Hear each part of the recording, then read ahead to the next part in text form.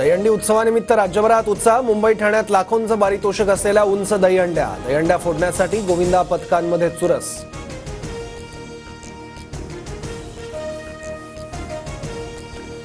जखमी गोविंदांसाठी मुंबईतील रुग्णालय सज्ज। राज्य सरकारसह पालिका प्रशासन सज्ज। नायर रुग्णालयामध्ये जखमी गोविंदांसाठी 8 ते 10 बेड राखीव।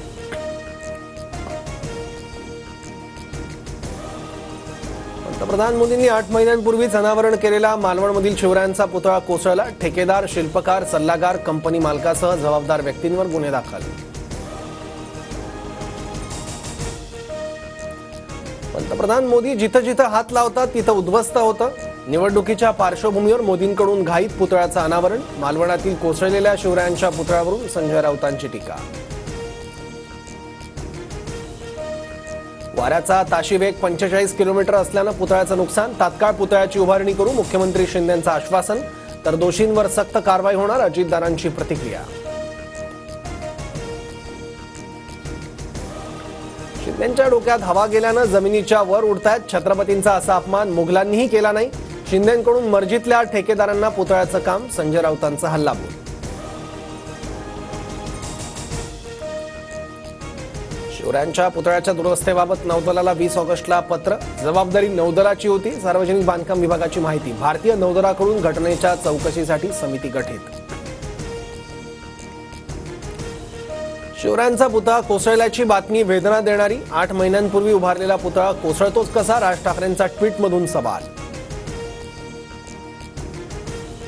मालवणमधील शिवरायांचा पुतळा कोसळलेल्या ठिकाणी दीपक केसरकर आणि सतेज पाटलांकडून पाहणी। नौदलावर ढकलू नये ही सरकारची जबाबदारी, सतेज पाटलांची टीका। महायुती सरकारने शिवरायांच्या पुतळ्यात पैसे खाल्ले। शिवाजी महाराजांची अवहेलना करणाऱ्यांवर कारवाई करा। विरोधक आक्रमक। पुतळ्याच्या कामात भ्रष्टाचार झाल्याचाही आरोप। काँग्रेसच्या माजी नगरसेविका हेमलता पाटील शरद पवारांच्या भेटीला। नाशिक मध्य मतदारसंघातून हेमलता पाटील इच्छुक। विधानसभा निवडणुकीच्या पार्श्वभूमीवर संघ सक्रिय, समन्वयक नेमण्यास सुरुवात।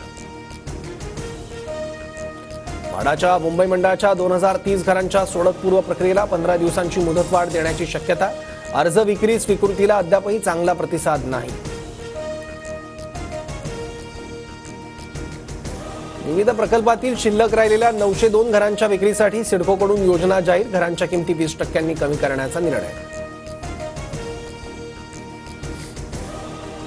पश्चिम रेल्वेवर 28 ऑगस्टच्या मध्यरात्रीपासून 6 ऑक्टोबरपर्यंत ब्लॉक। गोरेगाव कांदिवली दरम्यान 6व्या मार्गिकेचं काम करण्यात येणार। नाशिकमध्ये गोदावरी नदीचं पाणी ओसरण्यास सुरुवात। दुतोंड्या मारुतीच्या कमरेपर्यंत पाणी ओसरलं। गंगापूर धरणातून विसर्ग आणखी कमी होण्याची शक्यता। पुण्यातील भिडेपूल अद्याप पाण्याखाली। 4 दिवसांपासून भिडेपुलावरील वाहतूक बंद। शहरातील अनेक रस्त्यांवर वाहतूक कोंडी। झारखंडच्या मुक्ती मोर्चा पक्षात फूट। 30 ऑगस्टला झारखंडचे माजी मुख्यमंत्री चंपई सोरेन भाजपत प्रवेश करणार।